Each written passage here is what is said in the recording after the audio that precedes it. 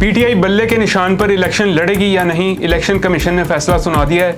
इमरान खान और शाह महमूद कुरैशी की दरख्वास्त जमानत के हवाले से भी अपडेट है।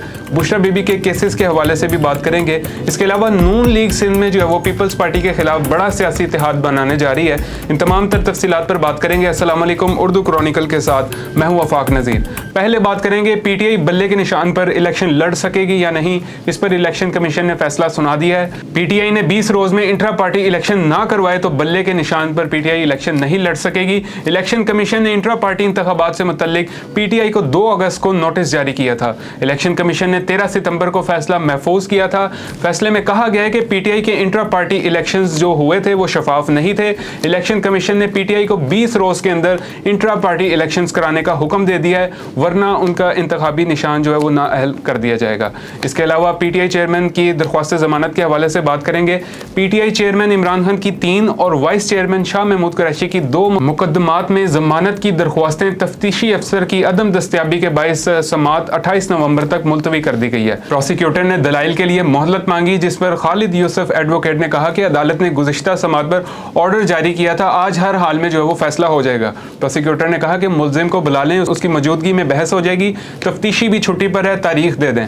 लेकिन इस पर वकील शाह महमूद कुरैशी ने कहा कि हमारी जो दरख्वास्तें हैं पहले ही इस पर अहकामात मुकम्मल हो चुके हैं, शरीक मुल्जिमान पहले ही ज़मानत उनकी कन्फर्म हो चुकी है, हमारी वजह से कोई तखीर नहीं है, प्रोसिक्यूशन की वजह से बर्दाश्त कर रहे हैं, दलाइल भी हो चुके हैं, अदालत रिकॉर्ड भी देख चुकी है, हमारा केस सिर्फ ऑर्डर की हद तक है। बाद अदालत की जानिब से जो ज़मानत की दरख्वास्तों पर समात है वो 28 नवंबर तक मुलतवी कर दी गई है। इसके अलावा साइफर केस पर भी बात करते हैं। ऑफिशियल सीक्रेट एक्ट की अदालत में साइफर केस की भी समात हुई है। अदालत ने मंगल 28 नवंबर को चेयरमैन पीटीआई और शाह महमूद कुरैशी को अदालत में पेश करने का हुक्म दे दिया है। याद रहे कि ये जेल ट्रायल कल अदम करार दिए जाने के बाद जुडिशल कॉम्प्लेक्स में पहली समात थी।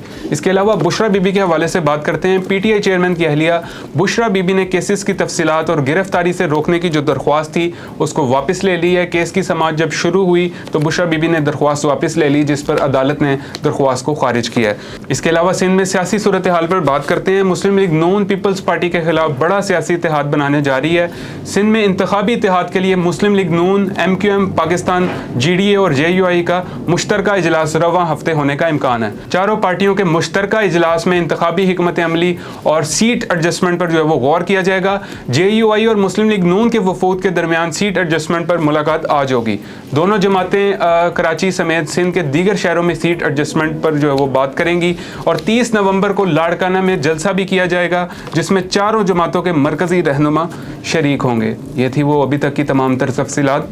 मज़ीद अपडेटेड रहने के लिए चैनल को सब्सक्राइब कर लें। अभी तक के लिए इतना ही। अल्लाह हाफ़िज़।